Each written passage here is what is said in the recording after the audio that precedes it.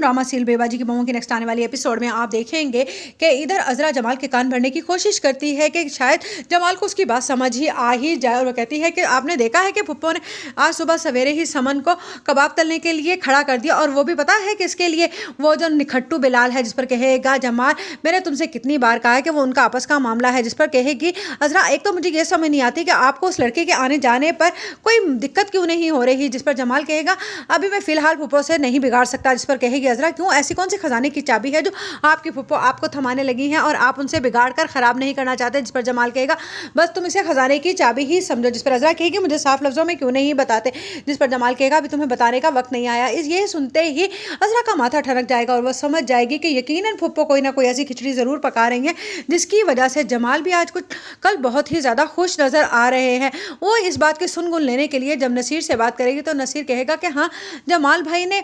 मुझे भी बहुत तसल्लियां दिलवाई हैं कि अब हमारे अच्छे दिन आने लगे हैं, और उन्होंने मार्केट से कर्ज भी उठाया है और कोई कारोबार वगैरह की बात कर रहे हैं, जिस पर अजरा समझ जाएगी कि कहीं ये बिलाल और पुप्पो मिलकर कोई खिचड़ी तो नहीं पका रहे हैं। वो कहेगी जमाल से कि अभी भी आप समझ जाइए वक्त है। उधर आप देखेंगे कि फरहत कहेगी अस्मा भाभी अब तो मुझे कुछ कुछ सच्चाई नजर आने लगी है, अजरा भाभी की बातों में आप भी संभल कर रहिएगा। अस्मा से मैं देख रही हूँ कि आजकल आपका और उसका बहुत ज़्यादा गठजोड़ होता जा रहा है घर से बाहर तक की तो बात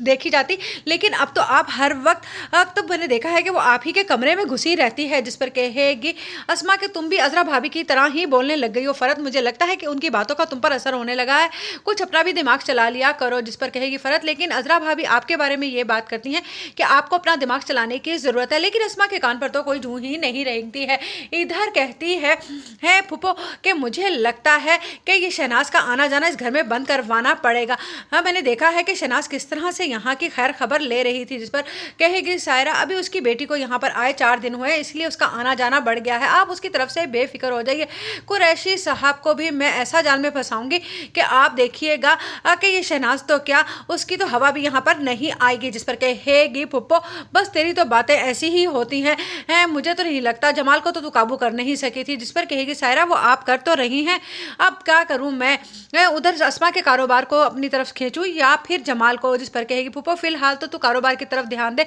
ये जमाल बेवकूफ़ तो वैसे ही तेरी झोली में आ गिरेगा जब ये बिल्कुल किसी काम का नहीं रहेगा। उधर आप देखेंगे कि वासिफ से वलीद पूछेगा कि ऐसा भी क्या हो गया था जो मुझे पता चला है आपने पुप्पो से बदतमीजी की है।